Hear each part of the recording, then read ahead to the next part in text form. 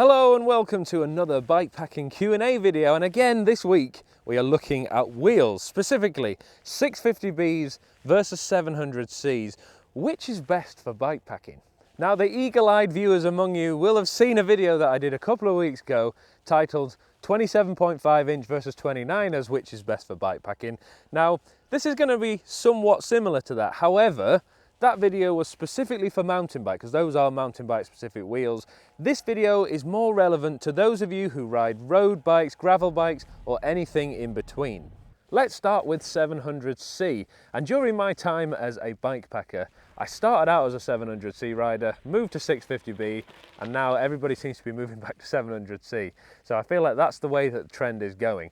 People are moving generally across the board to larger size wheels. Why are they doing that? Well, the main reason is speed and efficiency. Larger wheels roll faster and it's easier to build up momentum and keep it there, which is ideal if you're going to be doing a long distance tour, you don't want to waste energy, or if you're doing a bikepacking race and you want to go as fast as possible. Another benefit which not everybody talks about is that if you're doing road or gravel specific rides, it's a lot easier to get hold of 700C components and tyres, inner tubes, wherever you are in the world, because 700C has been an adopted wheel for such a long period of time now that it makes getting hold of those components super easy. Now granted, you might not be able to get hold of some super wide modern 700C gravel tyres, but you'll definitely be able to get hold of something, and if that's all you're after, at least you know you're going to be covered. So that's kind of it in a nutshell for pros for 700C wheels. They are faster, easier to build up to momentum, and it's easier to get hold of spares and repairs, tyres, inner tubes, things like that, because they've been more widely adopted for so much longer.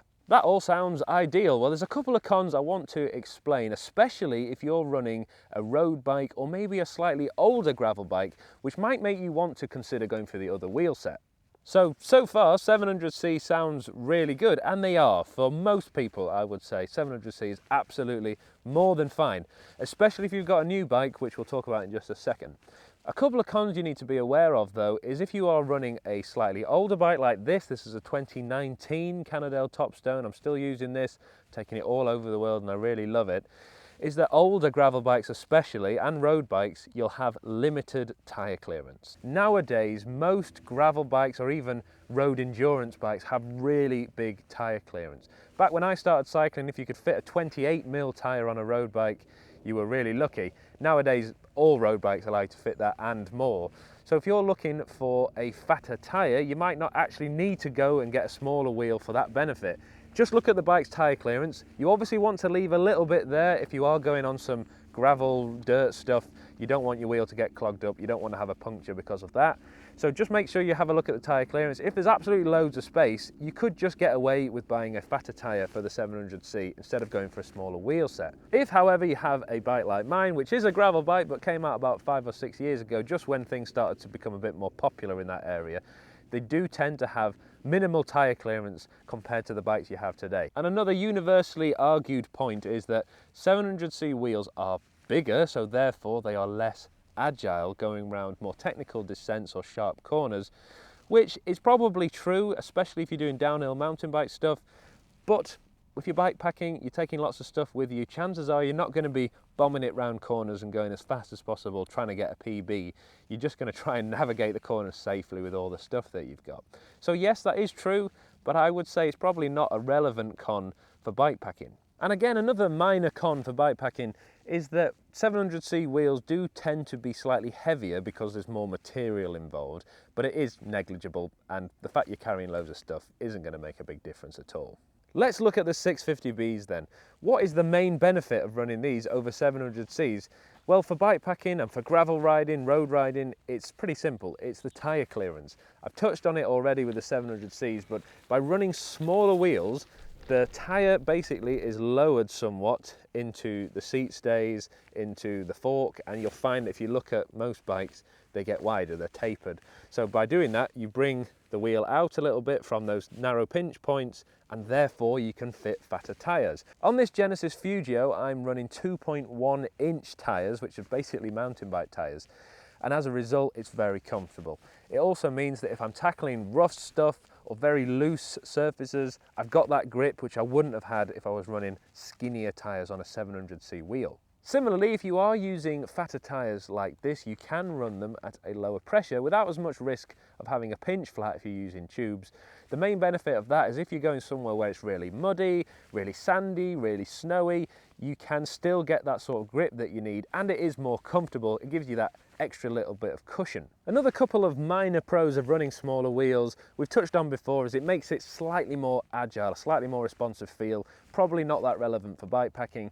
But one thing you might notice, if you're running similar sized tyres and a smaller wheel set, you might find it easier to fit mudguards in there as well. So if you're doing a lot of road touring and you find that it's a bit of a squeeze putting in a mudguard, you want to keep your backside from getting soaked, then you could potentially run 650B wheels with a similar sized tyre and squeeze those mudguards in for a more comfortable ride. So what about the cons then? There's only really a few, but they are worth mentioning. The first is they are definitely not as efficient. They are harder to get up to speed and harder to keep at that sort of speed.